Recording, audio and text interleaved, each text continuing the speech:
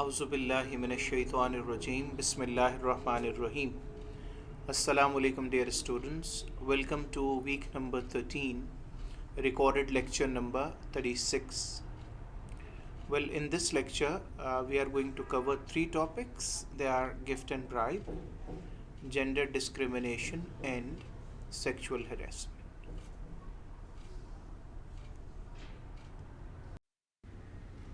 Okay, so first we begin with gift and bribe. Let us try to understand bribe first. So, by definition, a bribe is something such as money or a favor offered or given to someone in a position of trust in order to induce him to act dishonestly. It is something offered or serving to influence or persuade. So, as it's very clear that bribe is given to influence someone, to get some illegal favor, to get something unethical that would not be, due in normal circumstances. So, obviously, bribe is something illegal. Well, bribery is illegal, of course. But unfortunately, in some societies, it is overlooked or even expected, but it always takes place under table. Even in those societies where it is expected, the bribe is not taken and given openly, rather that is under table. There are hidden ways. They openly never accept that that they gave the bribe or they received the bribe.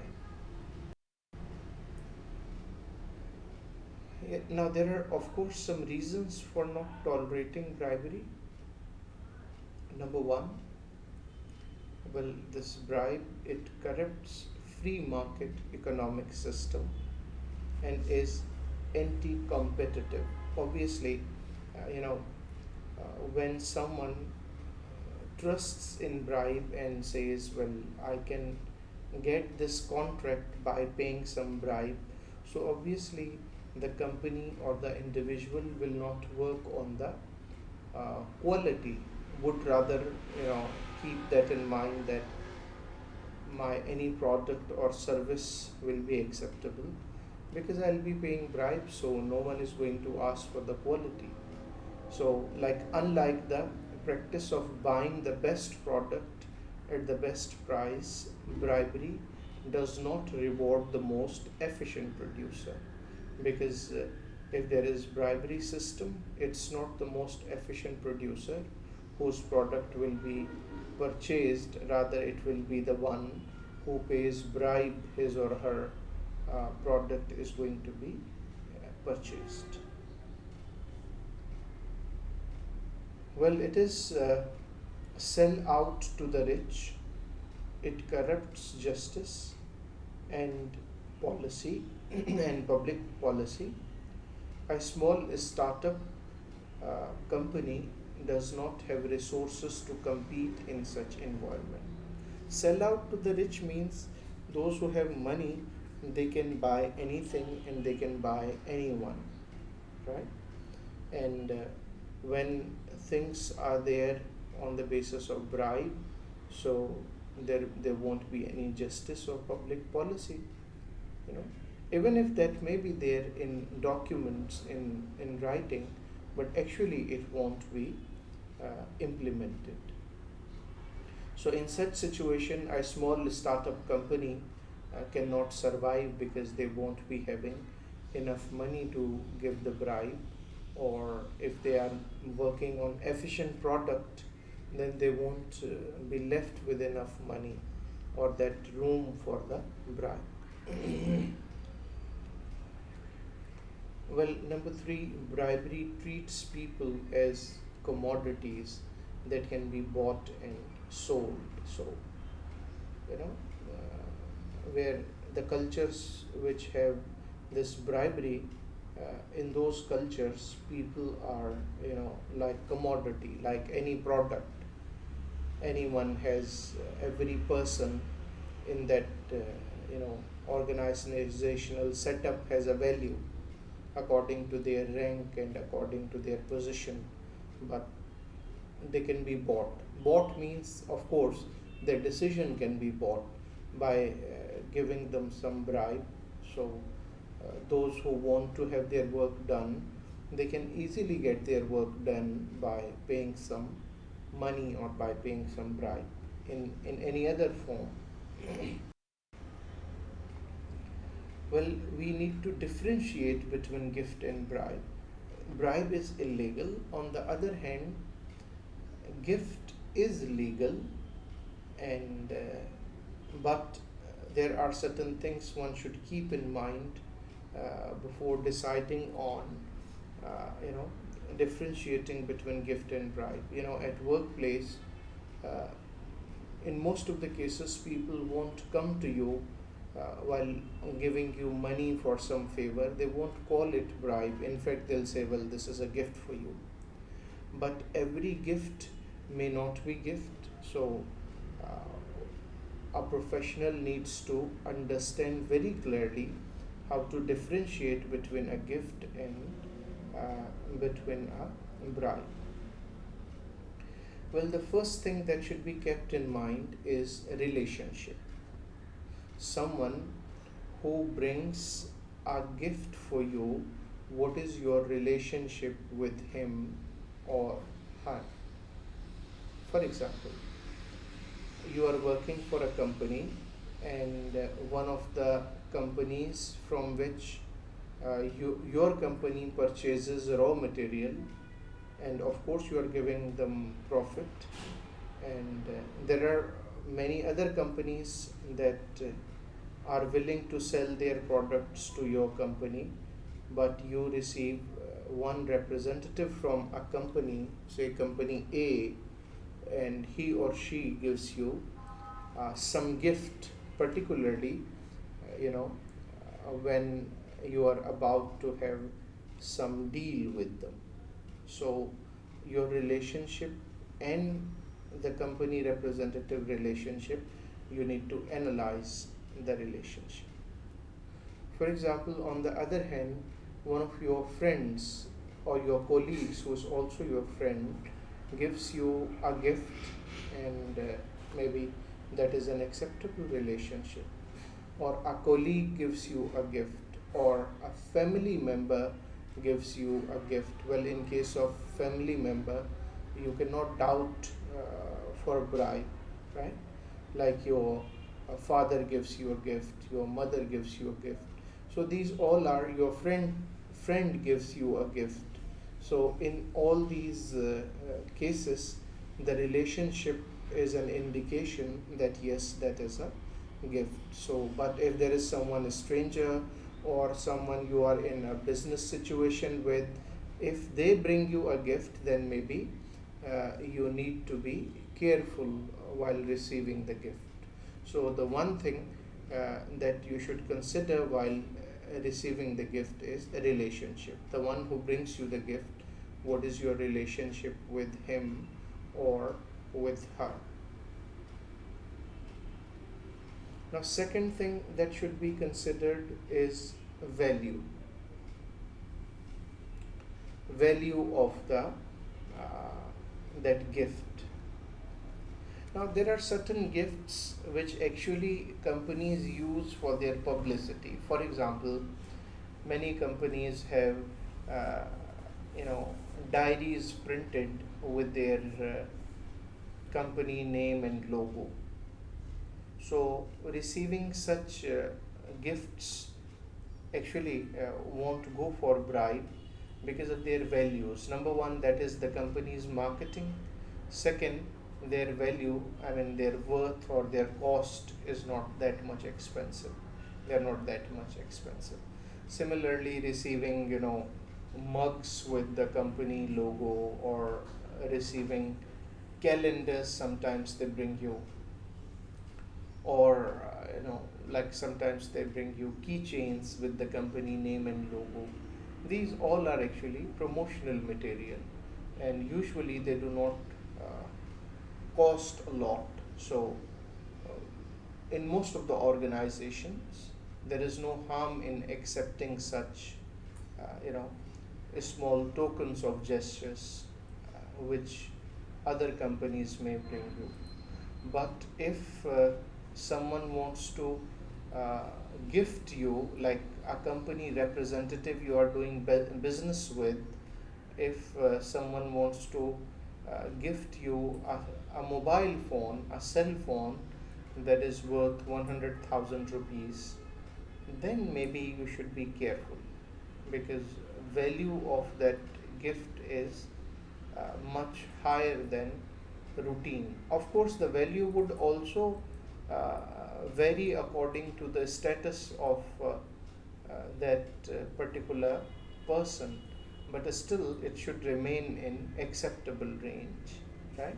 So value matters. If someone gives you a very expensive thing, one of your subordinate brings you an expensive gift, then it means the subordinate may ask you for some favor, you know.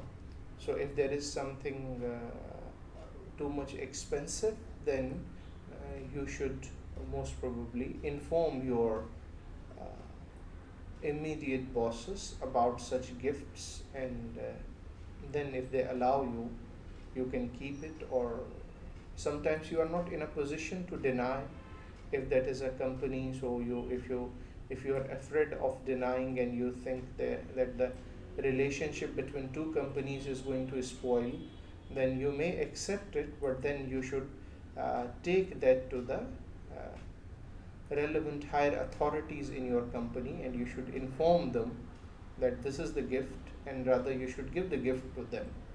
So if they consider appropriate, they can keep with them, or do whatever they want, or in some cases they may even give you. But in both of the cases, at least you will be on the safe side. Um, if you do not inform the concerned authorities about an expensive gift that you receive from a client or from another company you are doing business with, well, you can be charged for taking bribe later on. Right.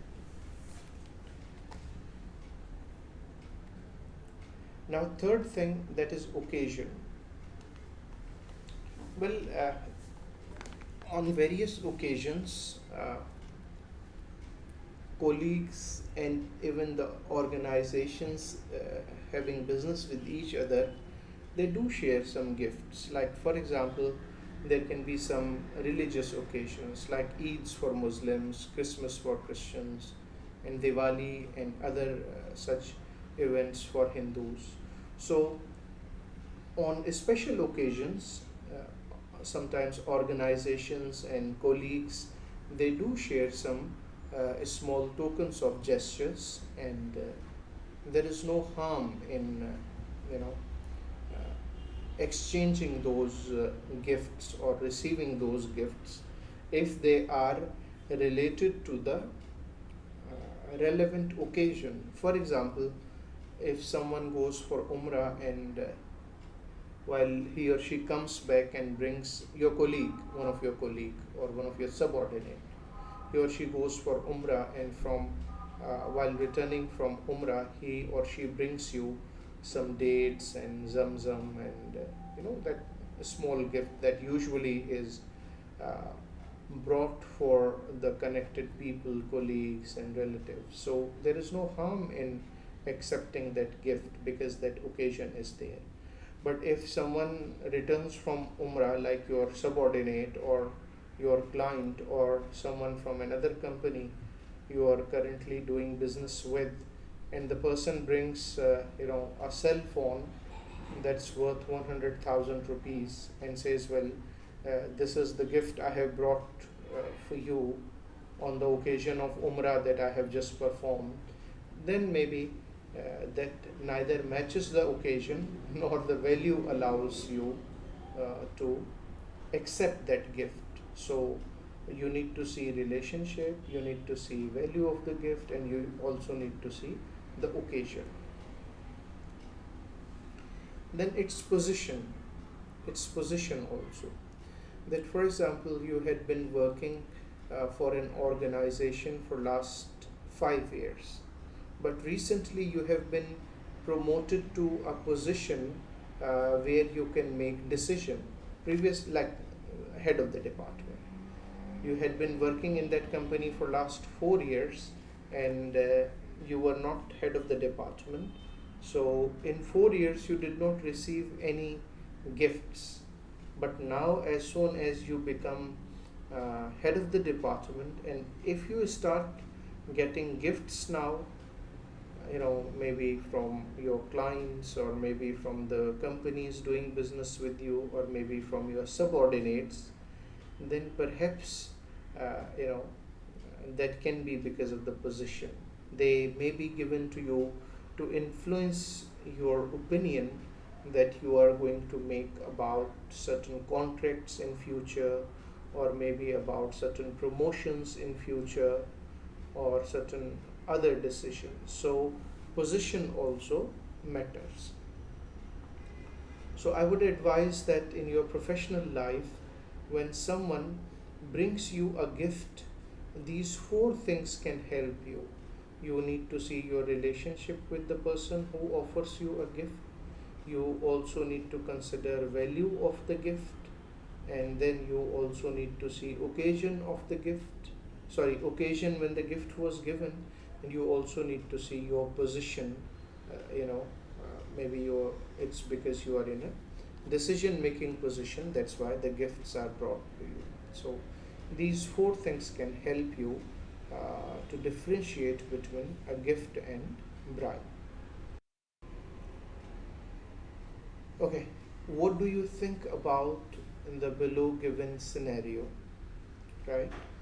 Like during a sales visit, a sales representative offers you a coffee mug with his company's name and logo on it. The value of mug is $5. Can you accept this item? Does the answer to this question change if this item is $360 crystal ball with the company name engraved on it, or the company engraved on it? How about if there is no engraving on it? Now do think about this very small case. So in the live session, I will be waiting for your responses, and I'll ask you to respond to this small case in the live session, right? So this is food for thought for you to think over for the live session. Okay, so moving towards gender discrimination. Well, in simple words, any distinction on the basis of gender, male or female, in the following categories, like family. For example, unfortunately, in less educated families, and those families that do not have clear understanding of gender equality, this problem exists almost everywhere in the world, but in less developed countries the problem is bit more. So gender discrimination in family, for example, we can say, if we take an example of a poor family which has limited food for the children, and let's say they have three children, one male child and two female children, and they have one bread to feed. Now, if that family gives half of the bread to the male child and remaining half to the female children, this is uh, gender discrimination. Like taking very light and simple example from uh, family area, because equality would have been that all three of the children should have been given equal share of the bread, like that bread should have been divided equally, what we call 33.33%, to all three children. We can take another example of discrimination. For example, if a family, you know, admits, you know, a male child in in a more expensive school, or a, like a school with good quality education. Of course, quality education costs something, and if that is a private school, obviously they go for higher fees. And if they admit their child in an elite school, male child, and they take their female children uh, to a very low level of a school, that again would be discrimination, because both male and female have equal right to education. So they should have been admitted in the same or similar schools. Uh, Similarly, families may discriminate, like usually this discrimination is against female, but in some cases the discrimination can also be against male in some cases. Okay, now we can move forward towards the second, that's education. Yes, like unfortunately in Pakistan, the male and female education ratio is not the same.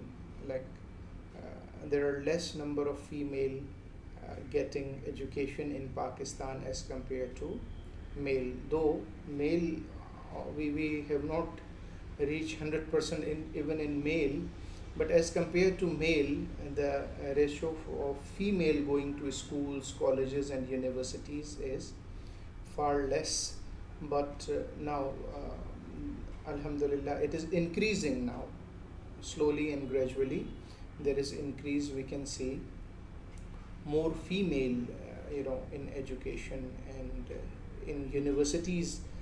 Like in certain cases in universities, even female ratio has, increased, and it's more than male. Like one of the example can be like your CIS department, where usually, I do not know about this time, most probably even in your batch, the female ratio is far more than male.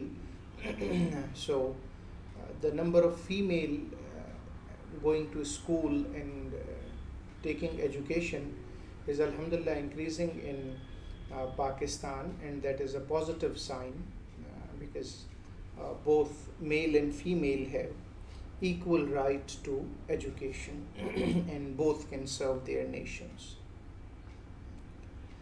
Now employment, now if one employment is given to someone and denied to another just on the basis of gender, that would be gender discrimination. It reminds me reading a case study in American context. In that case study, they the researchers took one male and one female candidate applicants. Both of them had same degrees, and they also had almost same skills. Both of them were sent to different job interviews, and findings of the study stated that the male candidate was offered almost double of the salary than that of the female. So that was discrimination. despite they had the same degree and almost similar skills, but the male candidate was offered double of the salary. That was most probably just on the basis of gender, that he was offered double of the salary as compared to the female candidate. Then we have promotion. If someone has to be promoted in workplace, suppose there are two candidates who deserve promotion, and one is male and one is female, and of course promotion must be based on merit and on skills and experience, and that merit can include a number of things. But if the promotion is made on the basis of just one thing, that the candidate is promoted just because uh, he or she is a male or a female, then that would be gender discrimination. Now, for promotion discrimination, like in any other cases, this discrimination can be against a male and it can also be against a female. So, if people are promoted because they are male or female, again that is gender discrimination, because they are not promoted on the basis of merit, rather on the basis of their gender or sexual orientation. Similarly, gender discrimination is there in other fields of life as well, and but of course it must be stopped. Now, moving towards sexual harassment. Sexual harassment actually are unwelcome verbal, visual, or physical conduct of a sexual nature that affects study, working condition, or creates a hostile work environment. So these like sexual harassment can be verbal, it can be physical, it can be visual. So any such thing that makes opposite sex uncomfortable and annoyed can come under sexual harassment. Well, according to this BBC news, unfortunately, 35% of women globally have experienced physical or sexual violence. And if we read at the bottom of this slide, rape is an extreme consequence of sexual harassment. Like, it is not the only form of sexual harassment. As we have seen in the last slide, that verbals can be sexual harassment, non-verbals can be there, even displays, inappropriate displays can also be there. So unfortunately, this sexual harassment also exists, and unfortunately it exists around the world. It's not limited to some countries, but unfortunately it's everywhere. Now, oral or written form of sexual harassment can be comments about clothing, personal behavior, or a person's body. It can also include inappropriate jokes, requesting unsuitable favor, or repeatedly asking a person out, or telling rumor about a person's personal life, or threatening a person, sending emails or text messages of a substandard nature. All these come under sexual harassment. Then physical sexual harassment can be assault on the opposite sex, or impeding or blocking the movement, stopping the opposite sex, on the way, or touching a person, or even touching a person's clothing would be part of physical harassment.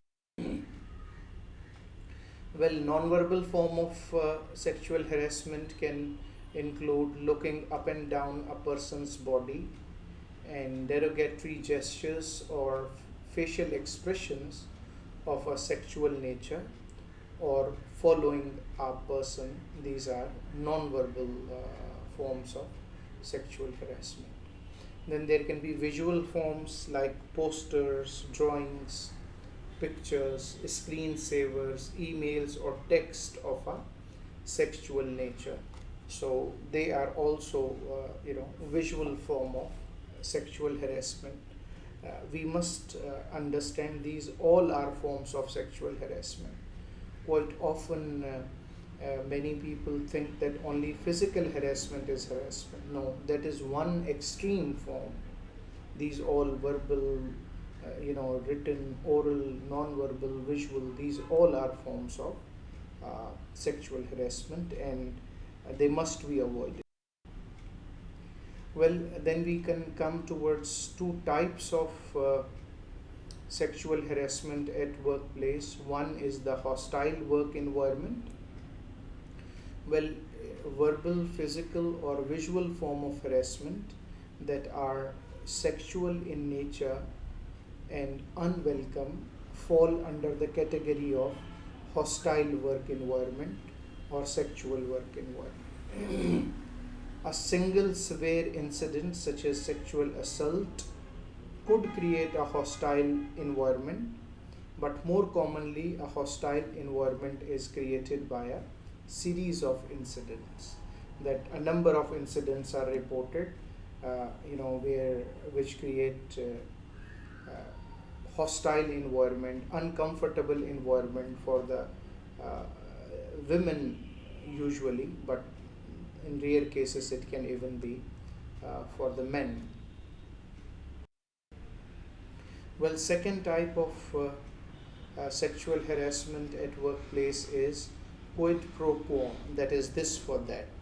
In this form of harassment, a person usually in a position of authority, like who is higher in higher position, typically a supervisor, demands sexual favor as a condition to getting or keeping a job benefit. Like they can say, okay, if you give me this sexual favor, I'll give you an extra bonus, or I'll give you, extra increase in your salary, or I'll give you this favor or that favor. Unfortunately, if that is the case, that something is offered, you know, on against a sexual favor, that is called quid pro quo, and usually they are the immediate bosses who unfortunately are involved in this unethical and illegal activity. Usually they are male, but in some cases they can also be female. Well, steps to minimize harassment. Number one, it's non-verbal. So one should communicate through non-verbal, like maintain proper space, and eye contact should be firm. Second, professionally appropriate dress. You know, when one goes for the job, then the dress should be, he or she should be in a professional attire, and in most of the cases, professional attire includes the complete dress, the long dress, right? Unlike the dresses that are used for beaches and other such things. So official dress must be appropriate dress. Number three, professional attitude or firmness. While dealing with the colleagues at the workplace, one should have that firmness in his or her tone, so that people don't mistakenly take it as a personal uh, conduct or as a personal relation, right? Next, be direct with the harasser. If there is some harasser at workplace, let him or her know that you do not like the behavior and that the conduct is unwanted and unwelcome, and you want it to stop immediately. Well, professional relationships, of course, we have to have professional relationships at workplace, like boss and subordinate relationship, but those professional relationships should limit to professional relationship. They should not become personal relationship. You know, this boss and subordinate relationship is a professional relationship. It should not become a very close friend relationship or a relationship like a spouse relationship. So that professional relationship should be maintained, right? Second, it's the meetings. There is no harm in having professional meetings with the colleagues, but when the meetings nature becomes private and personal and the frequency increases, that can create problems. Then exchange of gifts again, you know, sometimes people may unfortunately even give gifts which can ultimately lead to a opposite gender trap or sexual harassment. So one should also be careful about taking gifts, and one should be critical. And next, it's going out. So going out too much on the personal requests can also create problems and can increase sexual harassment chances. And if those out visit are to the lonely places, so they become more dangerous.